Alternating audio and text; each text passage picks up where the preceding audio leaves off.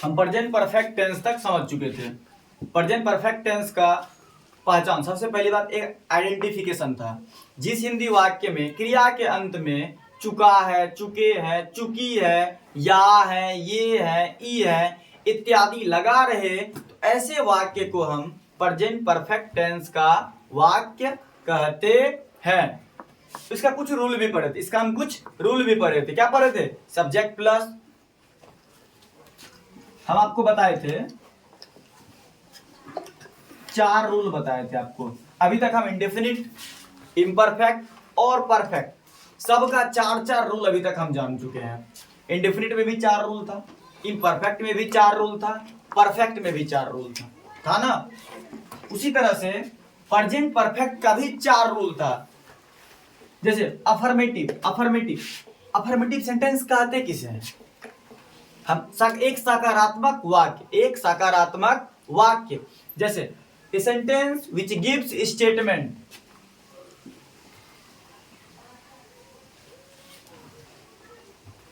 Affirmative sentence हमने बताया था a sentence which gives statement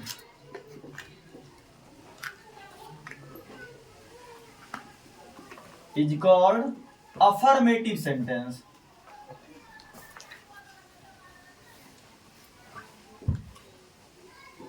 वैसा वाक्य जो कोई कथन बताता है, वैसा वाक्य जो कोई कथन बताता है उसे हम अफर्मेटिव सेंटेंस कहते हैं। दूसरा बनेगा affirmative, subject plus has have plus verb 3 plus object. दूसरा बनेगा निगेटिव, तो हम बताए थे निगेटिव बनाने के लिए, चलिए अफर्मेटिव तो ये हो गया, which gives statement is called affirmative sentence। And next बारी आती है निगेटिव की, a sentence which gives always negative sense, a sentence which gives always negative sense is called negative sentence। वैसा वाक्य जो हमेशा नकारात्मक सोच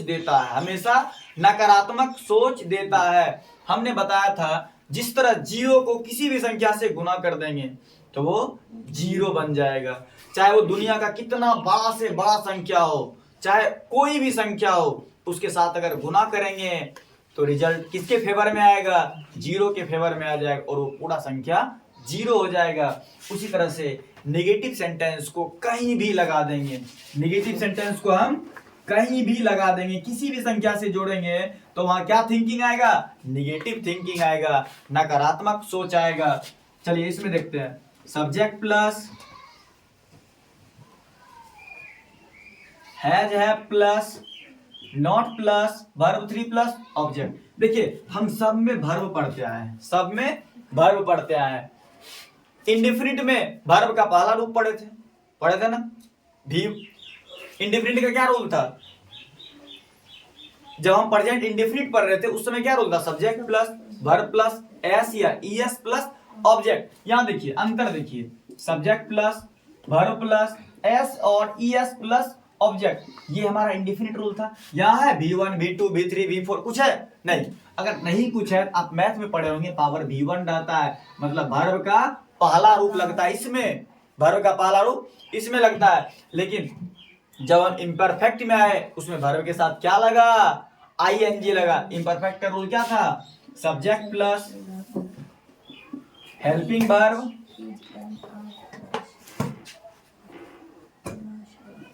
plus verb plus ING plus object. चलिए इसको हम वर्ब का पांचवा रूप भी बोल सकते हैं, लेकिन किसी बुक में वर्ब का चौथा भी लिखा रहता है आईएनजी में। इसीलिए हमने क्या किया, इसका V4 और V5 का कंफ्यूजन क्लियर कर दिया। क्यों? क्या लिख के? Verb plus ING.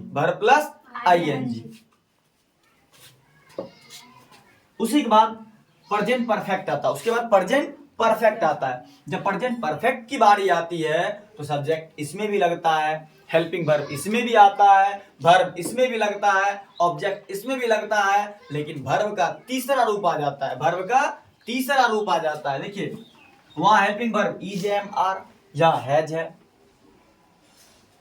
वर्ब का 5वां रूप और यहां वर्ब का 3रा रूप प्लस ऑब्जेक्ट। ये हो गया अफर्मेटिव का और ये हो गया निगेटिव, ये हो गया निगेटिव। देखिए हर रूल को जब तक आप नहीं समझेंगे तब तक ट्रांसलेशन या फिर इंग्लिश आपके समझ में नहीं आएगा। और आप जैसे आप रूल समझ लेते हैं, रूल और पहचान, सबसे पहली बात पहचान। हमने पहचान क्यों बताया? क्योंकि हम पहचान पढ़ के बता सकते हैं कि ये किस वाक्य का मतलब किस टेंस का वाक्य है, समझ रहे हैं? जैसे आप पहचान पढ़े नहीं, एग्जाम में आ गया वह सो रही है, तो आप वहां लिख दीजिएगा ना प्रेजेंट इंडेफिनिट, प्रेजेंट परफेक्ट होगा। नहीं पढ़े तो कुछ भी लिख सकते हैं, नहीं पढ़े तो कुछ भी। लेकिन वास्तव में अगर आप पढ़े रहे होंगे, अगर आप समझे होंगे तो आप उस जगह लिखिएगा ना। आप याद कीजिएगा ना कि क्लास में बताया गया था कि जिस हिंदी वाक्य में क्रिया के अंत में रहा है, रही है, रहे हैं इत्यादि लगा रहे, तो ऐसे वाक्य को हम प्रेजेंट इम्परफेक्ट या प्रेजेंट कंटिन्यूअस का वाक्य कहते हैं। लेकिन जब आप नहीं समझे रहेंगे तो उस समय आप कैसे लिखेंगे? तो इसीलिए एक एक चीज आपको ध्यान से एकदम सारा डाउट क्लियर हो जाएगा और लास्ट में जब खत्म हो जाएगा ना पता चलेगा आपको एक भी डाउट नहीं रहा। हाँ, अगर आपके मन में डाउट हो गया तो आपका फर्ज बनता है आप दोबारा क्वेश्चन पूछ सकते हैं। क्योंकि देखिए अगर आप किसी डाउट को मन में रखते हैं ना, कोई भी डाउट है अगर आप मन में रखते हैं ना, आज एक डाउट हुआ उसको मन में दबा लीजिए। किस वजह से दबा लिए? सर से अगर पूछेंगे तो दूसरा जो समझ गया है वो क्या बोलेगा,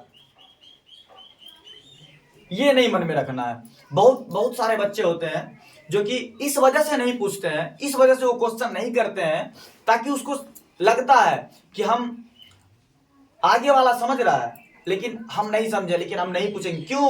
क्योंकि सब क्या सोचेगा, क्लास में लड़की लोग है क्या सोचेगी। नहीं, ऐसा नहीं होना चाहिए। क्या पता आप समझे, आप नहीं समझे, आगे वाला भी नहीं समझा होगा, क्या पता वो भी डर के मारे नहीं पूछ रहा है। इसलिए अगर आप एक एक प्रॉब्लम को जिस तरह एक रुपया का सिक्का अगर पर डे गुल्लक में डालते रहिएगा ना तो वो सिक्का साल भर बाद बहुत ज्यादा हो जाएगा। अगर आप डेली डालिएगा एक सिक्का तो 365 सिक्का हो जाएगा एक साल के बाद। लेकिन आपने डाला कितना सिक्का उसमें? ओनली 1, सिर्फ एक सिक्का आपने डाला था, लेकिन वो धीरे धीरे बढ़ता चला गया और वो रूप क्या ले लिया? 365 सिक्का बन गया। क्या आप उसमें 365 सिक्का डाले थे? नहीं। हाँ, 365 दिन में जरूर 365 सिक्का डाले थे, लेकिन आप पर डे सिर्फ 1 रुपया का सिक्का डालते थे। लेकिन आगे चल के वो कितना मोटा रकम बन गया? 365 रुपया बन गया। उसी तरह से ये प्रॉब्लम है। अगर आपको प्रॉब्लम आता है ना आप तुरंत पूछिए। अगर आप प्रॉब्लम को नहीं पूछते हैं, मान लिया जाए आपके मन में डाउट आ गया, यहां बता रहे हैं लेकिन आप अच्छी तरह से समझे नहीं, आपके मन में डाउट रह गया, लेकिन फिर भी आप क्या किए? उस डाउट को दबा लिए, उस प्रॉब्लम को दबा लिए। किस वजह से? कि सामने वाला क्या बोलेगा, ये कभी मत सोचिएगा। क्योंकि अगर आप अभी से प्रॉब्लम दबाना शुरू किए ना तो ये प्रॉब्लम आपको आदत बन जाएगा अपनी गलती छिपाने की और अपना प्रॉब्लम छिपाने का। आप पूछना बंद कर दीजिएगा और ये प्रॉब्लम को अगर अभी आप दबा रहे हैं ना तो धीरे धीरे एक पहाड़ बन जाएगा, प्रॉब्लम का पहाड़ बन जाएगा और आप उसके नीचे दब के रह जाएंगे। जब बारी आएगी एग्जाम की तो आप उस समय गलती देंगे। किसका गलती? टाइम का गलती देंगे। हमको टाइम नहीं मिला, हम सही से पढ़ नहीं पाए। पर ध्यान दीजिए, एक लड़का जो टॉपर बनता है, एक बच्चा जो टॉपर बनता है, क्या उसके लिए 26 घंटा होता होगा? क्या उसके लिए 30 घंटा होता होगा? क्या उसके लिए 1 घंटे में 61 मिनट होता होगा? नहीं होता होगा। क्या उसे 4 हाथ होता होगा? क्या उसको 4 पैर होता होगा? नहीं। जब सब कुछ आपके जैसा, टाइम भी उसको बराबर मिल रहा है, सब कुछ बराबर मिल रहा है, अगर 1 घंटे में 60 मिनट से ज्यादा उसके लिए नहीं होता है, उसके लिए भी 60 मिनट ही होता है, पूरे दिन में 24 घंटे से ज्यादा नहीं होता है, तो आप भी वो कर सकते हैं जो उसने किया। इसीलिए आपको प्रॉब्लम छिपाना नहीं है, और अगर आप प्रॉब्लम का आप छिपाते रहिएगा ना, कल के दिन आपको पढ़ाई छोड़ना पड़ जाएगा। इसलिए एक एक प्रॉब्लम को तुरंत पूछा कीजिए। और हम बार बार बताते हैं, आप एक विद्यार्थी बाद में विद्यार्थी है, लेकिन जो भी बच्चा बैठा हुआ है वो अपने घर का, अपने गार्जियन का उम्मीद है, उस उम्मीद को मत तोड़िए। अगर आए हैं, जहां भी पढ़ रहे हैं, किसी भी कोने में आप पढ़ाई कर रहे हैं, लेकिन वहां आपका फर्ज बनता है टीचर से लड़िए। कैसे? क्वेश्चन पे समझ में नहीं आया तो हम पूछेंगे, क्यों? क्योंकि हम आपसे सीखने आए हैं, समझ रहे हैं? अब चलते हैं, नेगेटिव हो गया, अब चलते हैं इंटेरोगेटिव। अब चलते हैं इंटेरोगेटिव।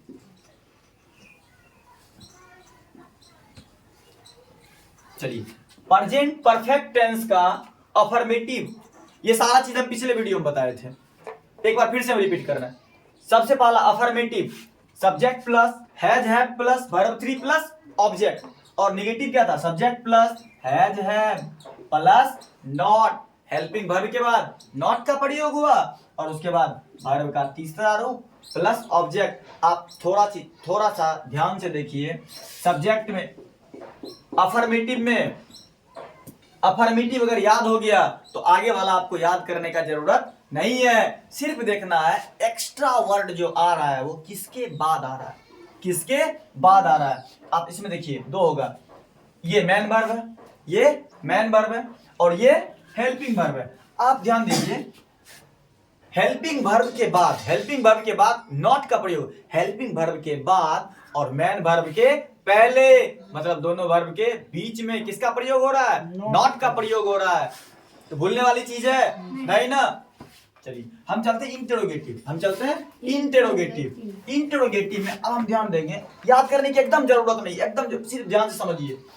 ये है ना अफर्मेटिव, कुछ नहीं करेंगे, हेल्पिंग वर्ब को उठा के सब्जेक्ट से पहले डालेंगे।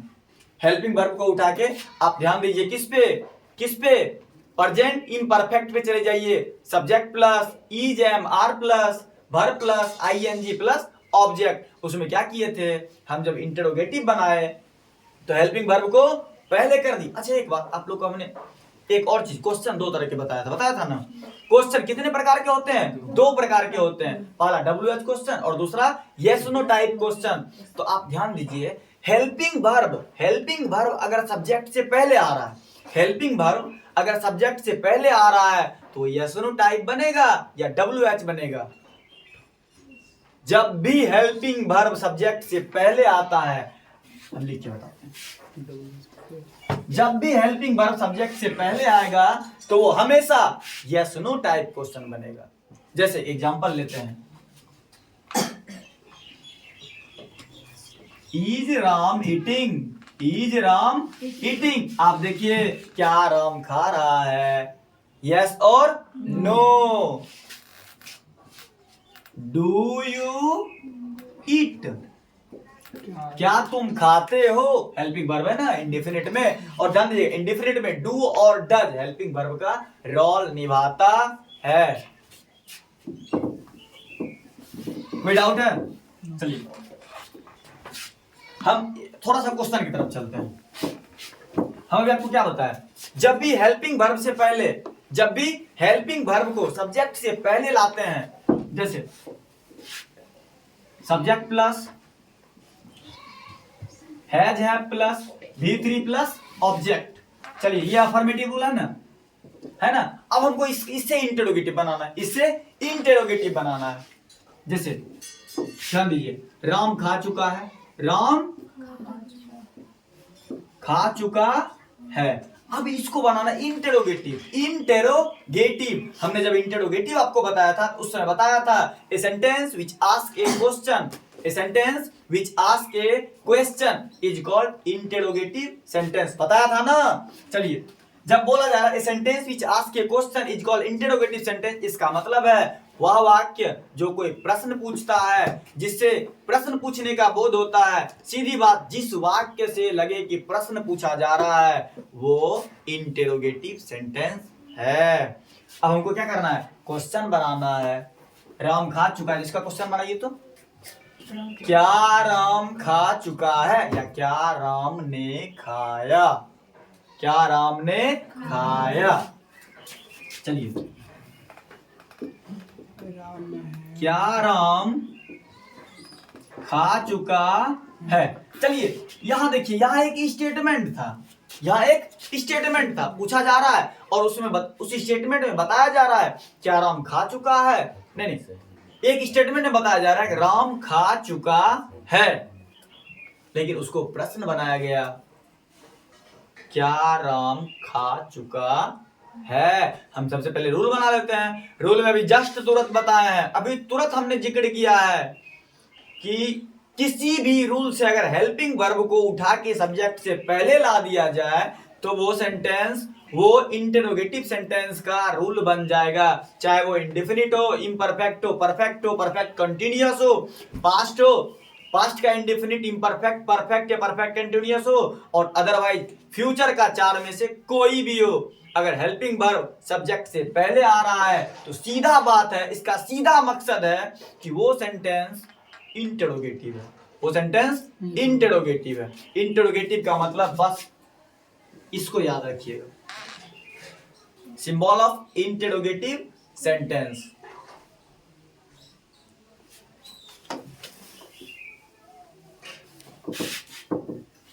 चलिए हेल्पिंग वर्ब हम क्या जिक्र किए अभी, हेल्पिंग वर्ब को सब्जेक्ट से पहले ला देना है, हेल्पिंग वर्ब को सब्जेक्ट से पहले ला देना है।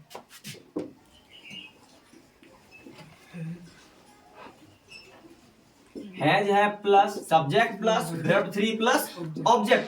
आप ध्यान दीजिए, इस किसी किसी बुक में वर्ब के साथ साथ मेन वर्ब लिखा हो रहता है, किसी किसी बुक में वर्ब के साथ साथ मेन वर्ब लिखा रहता है। कोई जरूरत नहीं है, कोई जरूरत नहीं है इसको कठिन बनाना, हम आसान तरीके से पढ़ेंगे, हम आसान तरीके से पढ़ेंगे। जब बारी हेल्पिंग वर्ब की आएगी ना, जब बारी हेल्पिंग वर्ब की आएगी, ध्यान दीजिए हेल्पिंग वर्ब, कुछ आपको हेल्पिंग वर्ब बताते हैं। जैसे हेल्पिंग वर्ब सहायक क्रिया और मेन वर्ब मूल क्रिया, तो आप ध्यान से सुनिएगा, ध्यान दीजिएगा। जैसे आपको बताए थे वर्ब का मतलब क्या होता है, क्रिया, वर्ब का मतलब क्रिया, और हेल्पिंग वर्ब का मतलब सहायक क्रिया। अगर वर्ब भी लिख रहे हैं तो ये हो जाएगा मेन वर्ब, मेन वर्ब। ऐसे हेल्पिंग वर्ब इज इंडिफरेंट कर लीजिए, डू डज प्रेजेंट का, प्रेजेंट इंडिफरेंट का डू डज, इम्परफेक्ट में चले जाएंगे तो इज एम आर, और जब परफेक्ट में आएंगे हैज हैव, और जब परफेक्ट कंटिन्यूअस में जाएंगे उसमें भी हेल्पिंग वर्ब लगेगा। चलिए हम अभी परफेक्ट तक का जिक्र करते हैं, अभी हम परफेक्ट तक को ही बहुत अच्छे तरीके से समझेंगे। उस तरह समझना है कि दोबारा पढ़ने की जरूरत ना पड़े, दोबारा हम आगे पढ़ेंगे और एक ही चीज को बार बार हम नहीं पढ़ेंगे। एक बार पढ़ो, उस तरह पढ़ो तो वो आपका अपना हो जाए। चलिए हैज है plus subject plus verb 3 plus object. इसमें एक चीज छूट रहा है जिसको आप अपने मन से स्वतंत्रता पूर्वक अपने इच्छा अनुसार लास्ट में क्वेश्चन मार्क आप लगा सकते हैं। किन्हीं को दिक्कत? चलिए अब इससे हम जरा सा इस दोनों का ट्रांसलेशन बना लेते हैं। अब इसमें अगर आपको पूछा जाए कि इसमें कौन सा अफर्मेटिव है, कौन सा इंटरोगेटिव है, बता दीजिएगा। एक A sentence which gives statement, जो सिर्फ कथन बताता है, वह वाक्य जो कोई कथन बताता है उसे हम अफर्मेटिव सेंटेंस कहते हैं। बार बार जिक्र कर रहे हैं, एकदम जुबान पे बैठा लीजिए। यहाँ देखिए स्टेटमेंट दे रहा है ना, तो इसका मतलब सीधी बात ये अफर्मेटिव है और ये सीधी बात है ये निगेटिव है। इसको बनाते हैं। पहले का सब्जेक्ट राम है, उसके बाद हैज है, और हाँ याद रखिएगा अगर थर्ड पर्सन सिंगुलर नंबर रहे, अगर थर्ड पर्सन सिंगुलर नंबर रहे तो ही हैज का प्रयोग होगा, अदरवाइज हर चीज में हैव का प्रयोग होगा, हर चीज में हैव का प्रयोग होगा। जैसे Ram third person singular number, अगर इसी का यू रहता तो यू सेकंड पर्सन है, थर्ड पर्सन सिंगुलर, अरे वो कोई भी पर्सन रहे, कुछ भी रहे डजंट मैटर, सीधी बात, थर्ड पर्सन सिंगुलर नंबर को छोड़ के कोई भी रहे, ठीक ना, उस जगह हैव का प्रयोग होगा। किसमें? प्रेजेंट परफेक्ट में। और यही नियम प्रेजेंट परफेक्ट कंटिन्यूअस में भी चलेगा कि जैसे प्रेजेंट परफेक्ट कंटिन्यूअस में भी सिंगुलर नंबर रहेगा, थर्ड पर्सन रहेगा तो ही उसमें हैज का प्रयोग होगा, अदरवाइज हैव का प्रयोग होगा। चलिए इसको बनाते हैं। राम के साथ हैज का प्रयोग होगा। राम हैज क्या कर चुका है, खा चुका है, और उसने ने किया है खा चुका है। क्या खाया ये भी पता नहीं है, सिर्फ वो खा चुका है। राम खा चुका है, राम हैज। तो एक बार बढ़िया से देखिए, चलिए हमने मैन वर्ब भी दे दिया, मैन वर्ब भी दे दिया, लेकिन यहाँ क्या है, वर्ब का तीसरा रूप।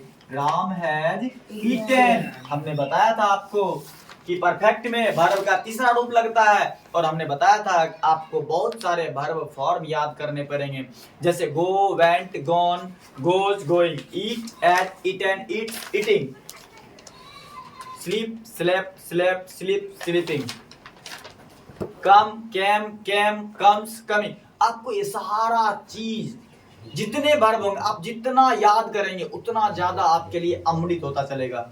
और अगर आप इस उम्र में रह के अगर आप नहीं पढ़ रहे हैं ना, जैसे मान लीजिए कोई पढ़ रहा है और आप समय रहते अगर नहीं पढ़ रहे हैं ना, तो मान लीजिए आप अमृत से पांव धो रहे हैं। अमृत से पांव धोने का मतलब समझते हैं? अमृत जो पिएगा अमर हो जाएगा, वही एक शिक्षा है। डॉक्टर भीमराव अंबेडकर ने कहा था शिक्षा शेरनी का दूध है, शिक्षा शेरनी का दूध है, जो पिएगा वही दहाड़ेगा। हर चीज को दबाया जा सकता है, हर चीज को दबाया जा सकता है, लेकिन शिक्षा को कोई नहीं दबा सकता। इसलिए आपको कुछ भी हो जाए पढ़ना पड़ेगा, कुछ भी हो जाए मेहनत तो आपको करना पड़ेगा। चलिए दूसरा देखते हैं। क्या राम खा चुका है?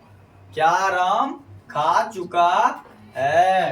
ध्यान दीजिए, राम के साथ क्या लगा है ऊपर में? राम के साथ हैज लगा है, यहाँ क्या हैव लग जाएगा? नहीं। तो हम क्या बताए थे आपको, हेल्पिंग वर्ब सब्जेक्ट के पहले आ जाए इसका मतलब वो इंटेरोगेटिव सेंटेंस का वाक्य है। चलिए ध्यान दीजिए, हैज लगेगा ना, हैव लग नहीं सकता। हैज राम, उसके बाद वर्ब का कौन सा रूप? तीसरा रूप। ईट लगेगा, ईट पहला है, एट दूसरा है, ईटन तीसरा है। हैज राम ईटन, और लास्ट में ऑब्जेक्ट तो है नहीं इसमें, लास्ट में क्वेश्चन मार्क। किन्हीं को कोई दिक्कत, थोड़ा सा भी डाउट रह गया? नहीं, एकदम डाउट नहीं बचेगा, बस आपको सिंसियर रूप से बस ध्यान देते रहना है। इसको मिटाते हैं। अब हम चलते हैं इंटेरोगेटिव निगेटिव में। अब हम चलते हैं इंटेरोगेटिव निगेटिव में।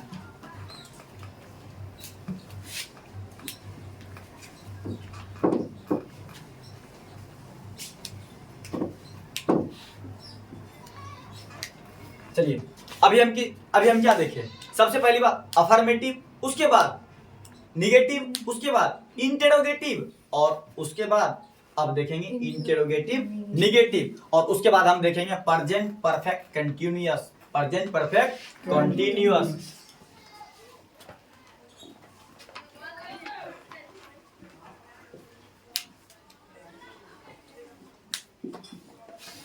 प्रेजेंट परफेक्ट टेंस का कौन सा rule? Negative. Interrogative negative rule.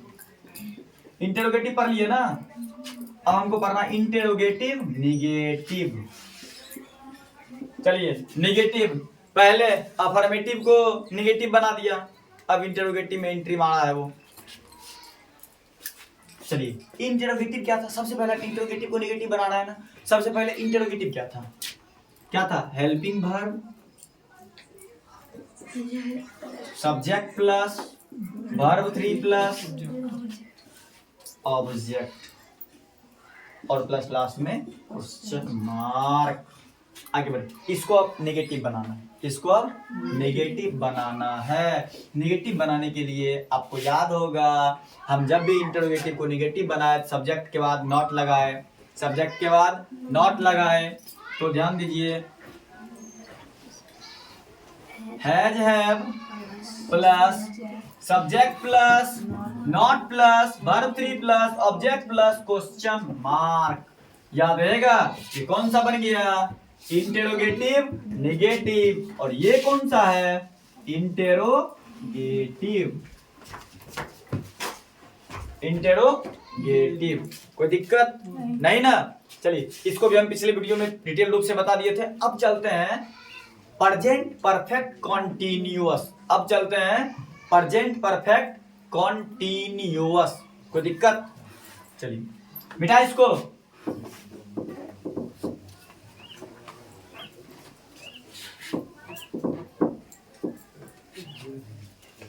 Present perfect continuous.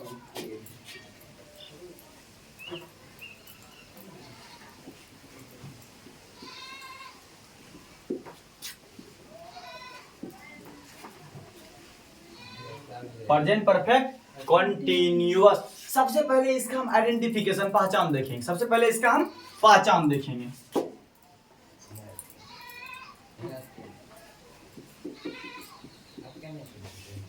Identification, इसको हिंदी में हम पहचान बोलते हैं। बताए थे ना? जिस तरह हम सब टेंस का पहचान पढ़ते आए, उसी तरह से प्रेजेंट परफेक्ट कंटीन्यूअस का भी पहचान पढ़ेंगे। सीधी बात, जिस हिंदी वाक्य में क्रिया के अंत में रहा है, रही है, रहे हैं के साथ समय का बोध लगा रहे, जैसे राम 2 घंटे से पढ़ रहा है। सीधी बात, आप प्रेजेंट कंटीन्यूअस पढ़े हैं इससे पहले, प्रेजेंट इम्परफेक्ट पढ़े ना, उसी में हम टाइम जोड़ देंगे। सीधी बात, अगर आपको समझना है, ध्यान दीजिएगा, present imperfect plus time plus another word. ध्यान दीजिए, प्रेजेंट इम्परफेक्ट प्लस टाइम और प्लस अनदर वर्ड, इसको हम डिटेल रूप से अभी जिक्र करेंगे। इस सिर्फ शॉर्ट रूप में लिख दिए हैं। प्रेजेंट इम्परफेक्ट आप पढ़े हैं ना? तो प्रेजेंट इम्परफेक्ट में क्या था? जिस हिंदी वाक्य में क्रिया के अंत में रहा है, रही है, रहे हैं इत्यादि लगा रहे, तो ऐसे वाक्य को हम प्रेजेंट इम्परफेक्ट टेंस का वाक्य कहते थे। लेकिन जब प्रेजेंट परफेक्ट कंटीन्यूअस में आएंगे तो उसमें आएगा जिस हिंदी वाक्य में क्रिया के अंत में रहा है, रही है, रहे हैं के साथ साथ कुछ समय भी लगा रहे, तो उस वाक्य को हम प्रेजेंट परफेक्ट कंटीन्यूअस का वाक्य कहते हैं। जैसे राम पढ़ रहा है, प्रेजेंट इम्परफेक्ट हो गया। राम 2 घंटे से पढ़ रहा है, ये हो गया प्रेजेंट परफेक्ट कंटीन्यूअस। सीता सो रही है, सीता सो रही है, ये क्या बन गया? Present perfect, present imperfect. लेकिन सीता 5 घंटे से सो रही है, ये हो गया प्रेजेंट परफेक्ट कंटीन्यूअस। मैं खेल रहा हूं, मैं खेल रहा हूं, लेकिन दूसरा हो जाएगा मैं 2 घंटे से खेल रहा हूं। देखिए, और इसमें सीधी बात समझिए, पहले समझ लीजिए उसके बाद लिखेंगे। प्रेजेंट परफेक्ट कंटीन्यूअस है क्या? प्रेजेंट इम्परफेक्ट आप पढ़े ना? या देखिए हम क्या लिखे, present imperfect plus time. Present imperfect के साथ कुछ समय लग जाए और प्लस अनदर वर्ड, कोई दूसरा शब्द आ जाए, उसे हम प्रेजेंट परफेक्ट कंटीन्यूअस टेंस का वाक्य कहते हैं। जैसे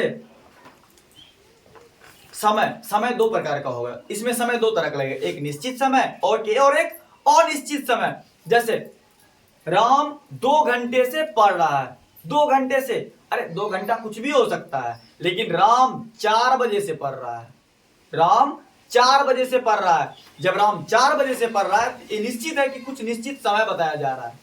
अभी के घड़ी के अनुसार से कोई निश्चित समय बताया जा रहा है कि राम 4 बजे से पढ़ रहा है। मैं मंगलवार से इंतजार कर रहा हूं, कौन मंगलवार पता नहीं। मैं सुबह 5 बजे से सो रहा हूं, ये कौन सा है? निश्चित है ना? लेकिन हम बोल देंगे मैं पिछले 5 घंटे से सो रहा हूं, पता है टाइम का, पिछला 5 घंटा कब वो बोल रहा है। चलिए अब हम इसका पहचान देखते हैं, अब इसका हम पहचान देखते हैं। जैसे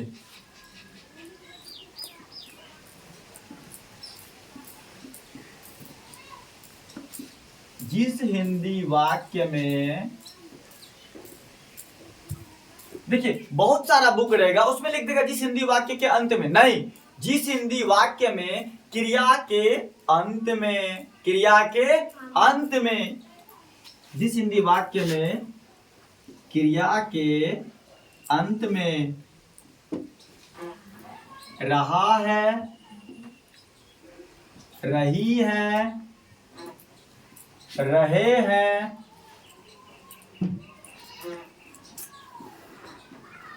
इत्यादि के साथ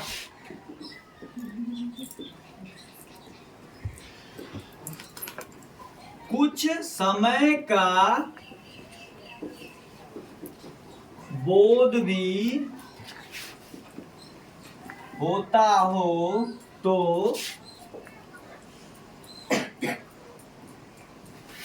ऐसे वाक्य को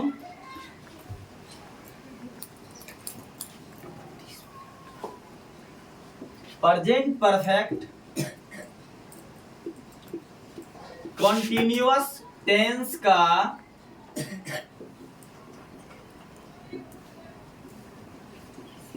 वाक्य समझा जाता है। ध्यान दीजिए, यहां तक आप गौर से देखिए, जिस हिंदी वाक्य में क्रिया के अंत में रहा है, रही है, रहे हैं इत्यादि लगा रहे तो उसे हम प्रेजेंट इम्परफेक्ट का वाक्य कहते थे और कहते हैं। लेकिन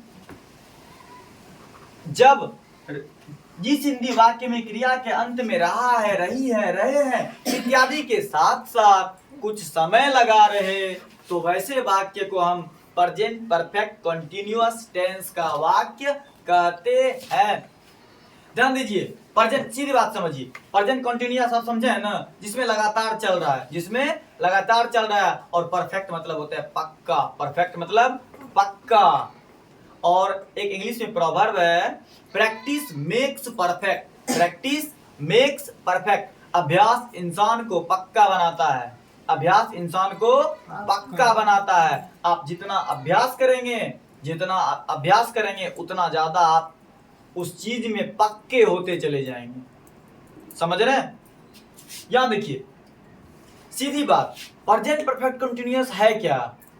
भूत से लेके वर्तमान में जो काम चलता आ रहा है उसे हम प्रेजेंट परफेक्ट कंटीन्यूअस टेंस कहते हैं। किन्हीं को दिक्कत, किन्हीं को दिक्कत नहीं ना? जैसे राम सो रहा है, ये किस टेंस का है? प्रेजेंट इम्परफेक्ट का है, लेकिन इसके साथ हम जोड़ देंगे राम कुछ घंटों से सो रहा है, राम कुछ घंटों से सो रहा है, तो वो हो जाएगा प्रेजेंट परफेक्ट कंटीन्यूअस। देखिए, लगातार चल रहे काम में मतलब, अरे लगातार चल रहा है मतलब पहले से हो रहा है वो काम।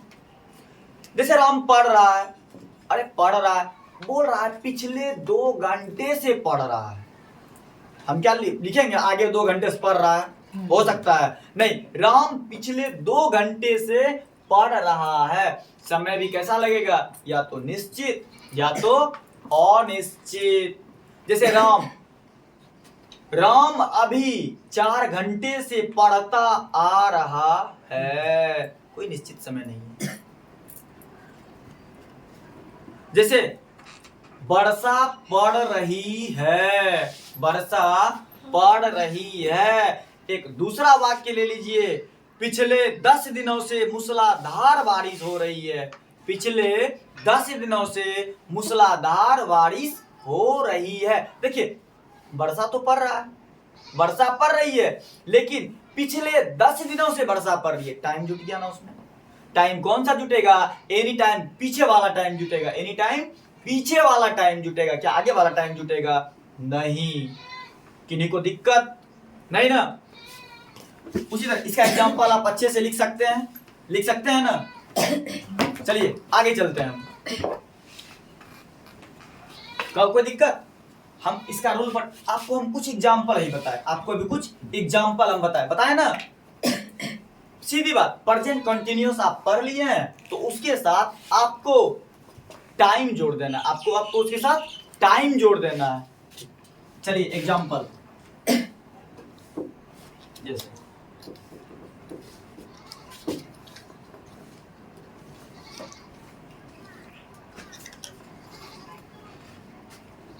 राम 5 दिनों से बीमार,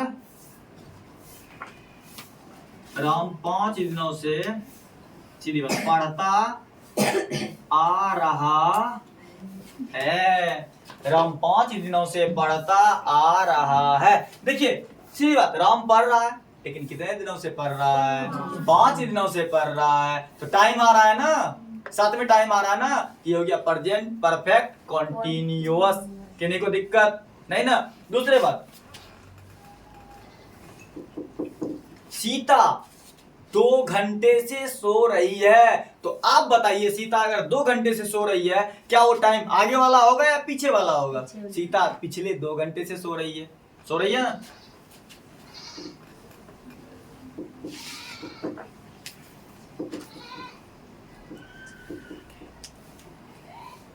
सीता 2 घंटे से सो रही है। वह 5 दिनों से लिखता आ रहा है, या वह 5 दिनों से लिख रहा है।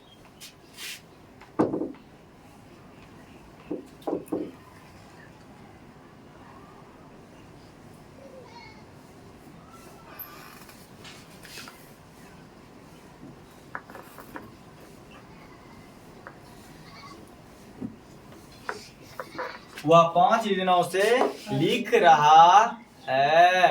चलिए आपको कुछ एग्जांपल लिखा दिए, अब थोड़ा सा रूल बता देंगे, उसके बाद फिर हम नेक्स्ट वीडियो में बताएंगे, ठीक है। चलिए इसको मिटा दें। जिसको लिखना होगा वीडियो रोक के, वीडियो पॉज करके लिख लीजिएगा।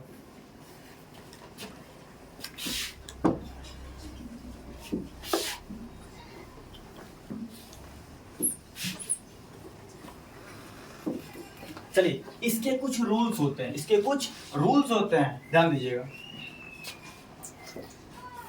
जैसे हम सब में 4-4 रूल पढ़े, तो जेंडर नॉर्मल के इसमें भी 4 रूल हो ही जाएगा।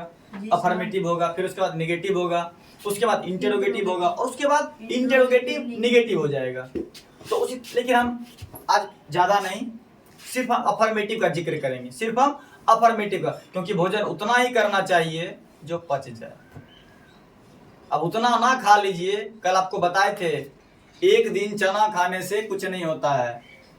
एक दिन अगर 1 कुंटल चना खाइएगा तो पता चलेगा अभी खा रहे हैं और सुबह जा रहे हैं, आपको रोकने वाला कोई नहीं है। इसलिए आपको मेहनत डेली करना पड़ेगा, पर डे। और पता है इस दुनिया का सबसे बड़ा शिक्षक कौन है, सबसे बड़ा टीचर कौन है? धोखा। सबसे बड़ा टीचर धोखा, ठोकर। ठोकर जो सिखाता है ना, वो कोई नहीं सिखा सकता है। और हाँ याद रखिएगा, कभी भी अगर पढ़ाई, अब अगर कभी भी आप किसी चीज की तैयारी कर रहे हैं, चाहे आप जिस क्षेत्र में जा रहे हैं, जिस चीज की तैयारी कर रहे हैं, चाहे वो XYZ कोई भी डिपार्टमेंट हो, अगर आप तैयारी कर रहे हैं ना, ये कभी मत सोचिएगा हमसे नहीं होगा, कभी मत सोचिएगा हमसे नहीं होगा। क्योंकि बोला जाता है पैर का चोट और छोटी सोच कभी आगे नहीं बढ़ने देगा आपको। हमेशा आपको ऑलवेज एनी टाइम आपको मतलब पॉजिटिव सोचना है, ठीक। चलिए इसका हम रूल देखते हैं। सब्जेक्ट प्लस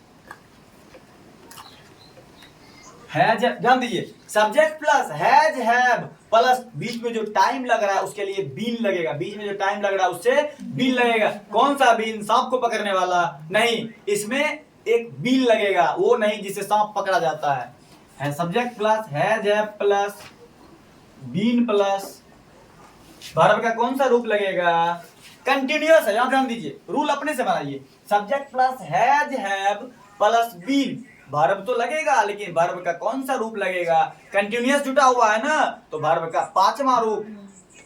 हम फिर से नहीं लिखेंगे, फिर से वही कंफ्यूजन आ जाएगा। अगर 5वां लिखते हैं क्या पता चौथा पढ़ लीजिएगा आप बुक, हर बुक में अलग अलग लिखा रहता है ना, तो इसीलिए हम क्या करेंगे, उसका मामला ही क्लियर कर देंगे। क्या क्लियर करेंगे? Verb plus ING, verb plus ING, verb plus ING.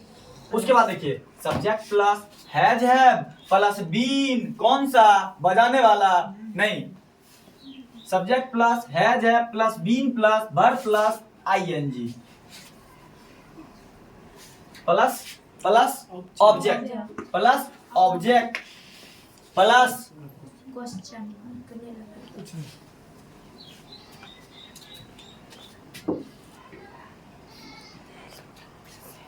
ध्यान दीजिए, खुद से सोच के बनाइएगा। राम 5 दिनों से लिख रहा है, 5 दिनों से लिख रहा है, इसका थर्ड पर्सन सिंगुलर नंबर है ना। और हाँ ध्यान दीजिएगा, ऊपर अभी रूल पूरा नहीं हुआ है, रूल पूरा नहीं हुआ है, हमको लिखना लेकिन समझ समझ के लिखना है, ठीक है। एक होता है रट लेना और दूसरा होता है समझ जाना। बेहतर होगा आप समझ जाइए। राम के साथ हैज लगेगा ना, राम हैज बीन, देखिए बीन बज रहा है ना, यहां भी बीन है ना। Ram has been, Ram have been लिख सकते हैं? नहीं, कभी नहीं, क्योंकि राम हमेशा थर्ड पर्सन सिंगुलर नंबर होगा और थर्ड पर्सन सिंगुलर नंबर के साथ हैज का प्रयोग होगा, ना कि हैव का प्रयोग होगा। राम हैज बीन लिख रहा है, कौन काम हो रहा है? लिख रहा है, कंटिन्यू चल रहा है ना, तो हम राइटिंग लिख सकते हैं, write plus ING।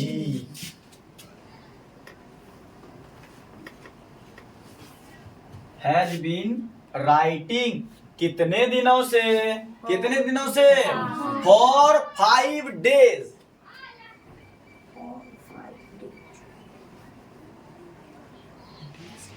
For 5 days, 5 दिनों से लिख रहा है। यहां देखिए, भर plus ING plus object plus for या सिंस, प्लस फॉर या सिंस प्लस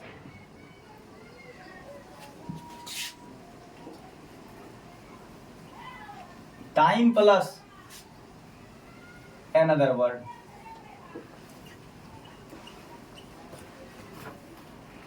एक काम करें, इसको इधर से लिख दें, इधर से हटा के, पूरा हो जाएगा।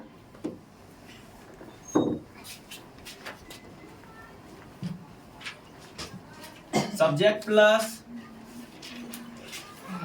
हैज है प्लस बीन प्लस, उसके बाद verb plus ING plus object plus for या since plus time plus another word. और भी कोई शब्द आ सकता है जो होगा वाक्य में। सब्जेक्ट प्लस हैज है plus been plus verb plus ING plus object plus for या सिंस प्लस टाइम और plus another word. Any problem? नहीं ना। चलिए आगे देखते हैं। इसमें देखिए कुछ नियम है, आप बोलिएगा सर हैज समझ रहे हैं, हैव समझ रहे हैं, बीन समझ रहे हैं। बीन देखिए कंटिन्यू समय आ रहा है ना, पिछले समय उसमें बीन लग, बीन समझ रहे हैं, वर्ब प्लस ING समझ गए, ऑब्जेक्ट समझ गए, लेकिन सर इसका क्या रोल है? सवाल आता है ना, फॉर और सिंस हम कहाँ लगाएंगे, क्यों लगाएंगे, किस में लगाएंगे, तीनों सवाल आता है ना। देखिए जैसे एनी टाइम ध्यान दीजिएगा, जैसे राम 4 बजे से पढ़ रहा है, Ram has been studying since 4 o'clock। किसी निश्चित समय के लिए सिंस का प्रयोग होगा, निश्चित समय के लिए सिंस का प्रयोग होगा और अनिश्चित समय के लिए फॉर का प्रयोग होगा। किन्हीं को दिक्कत? चलिए इतना याद रहेगा ना, भूलिएगा। यहां देखिए सब्जेक्ट हैज का प्रयोग जान लेना, थर्ड पर्सन सिंगुलर नंबर में लगेगा। बीन का प्रयोग, वर्ब प्लस ING का जान ही रहे, ऑब्जेक्ट ये भी आपको पता है, लेकिन फॉर और सिंस में थोड़ा सा कंफ्यूजन था, फॉर और सिंस में आपको कंफ्यूजन था। आप ध्यान दे दीजिए, इस जगह फॉर का प्रयोग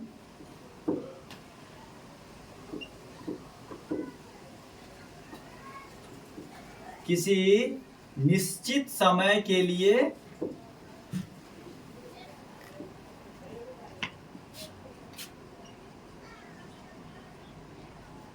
किया जाता है और सिंस का सॉरी अनिश्चित समय के लिए होगा फॉर में।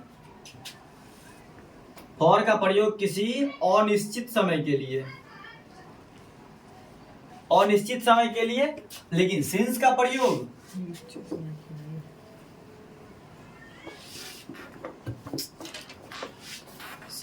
प्रयोग किसी निश्चित समय के लिए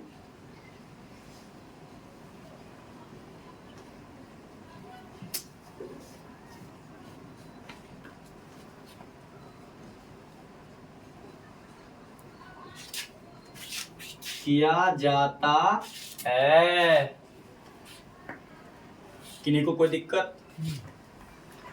बस रटना नहीं है, समझना है।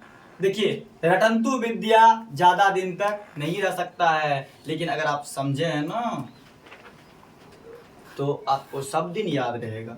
आप ध्यान दीजिए, अगर आपको पढ़ाई याद नहीं होता है, आप घर में टीवी देखते हैं, सीरियल देखते हैं ना, हमको लगता है एक बार कोई भी मूवी, कोई भी फिल्म देखने के बाद आप भूलते नहीं होंगे। कोई भी सीरियल, जैसे सास बहू वाला सीरियल है, आप एक बार सीरियल देखते हैं, सीरियल का कितना एपिसोड होता है सब याद हो जाता है आपको। तो फिर पढ़ाई क्यों नहीं?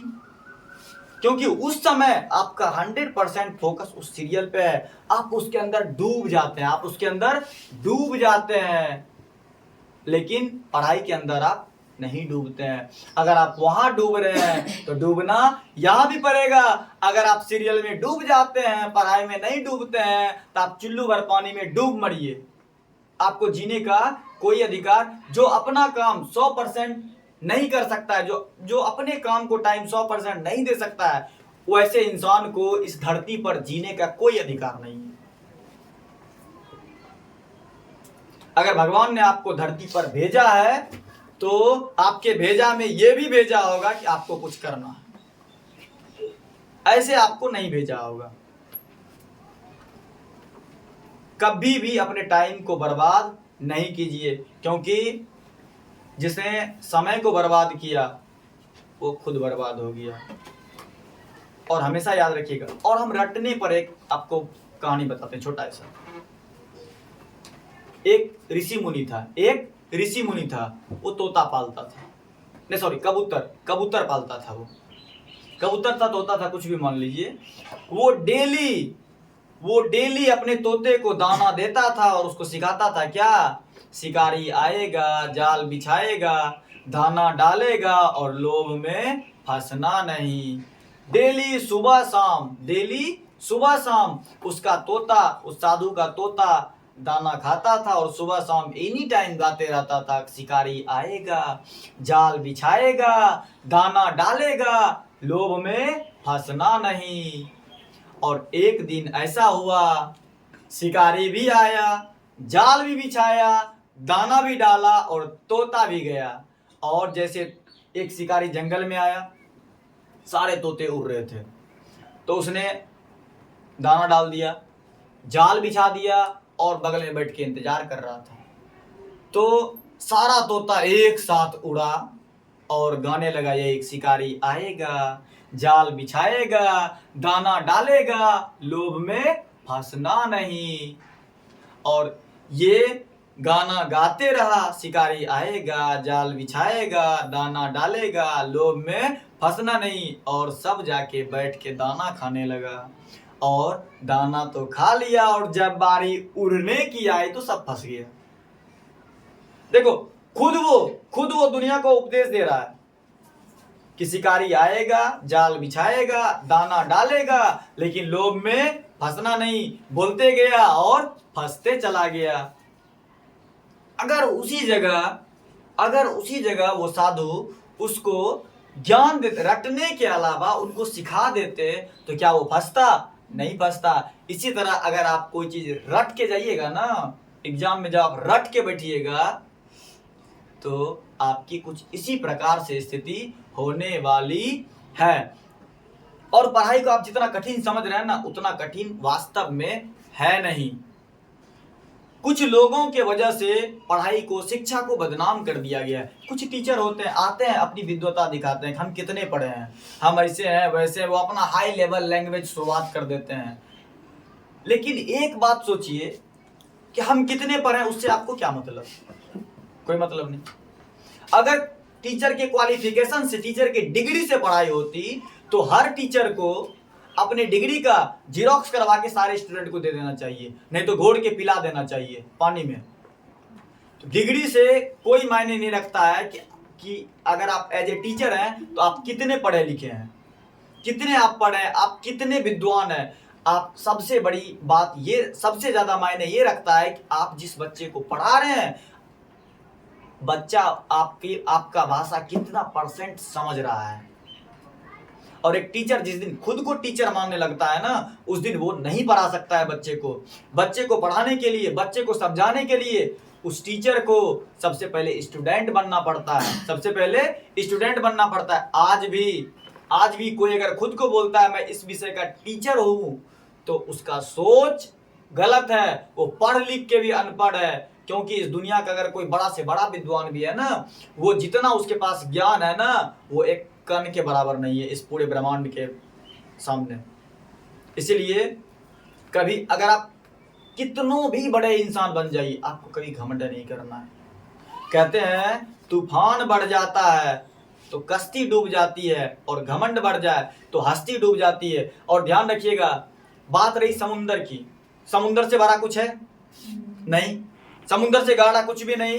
लेकिन समुंदर को बोला जाता है, समुंदर को घमंड था कि हम पूरी दुनिया डुबो देंगे। समुंदर को घमंड हो गया कि हम पूरी दुनिया डुबा डालेंगे। लेकिन उसी वक्त एक बूंद तेल गिरी और पूरा समुंदर तैर के लांग गया, और समुंदर का घमंड जहां का तहीं रह गया। इसलिए आपको अच्छे मन से पढ़ाई करनी है। आपका आज का पढ़ाई आपका कल का भविष्य बनाएगा। ठीक है, अब आगे, इससे आगे अगले क्लास में। हे सर, रिसर्च इन्फॉर्म कर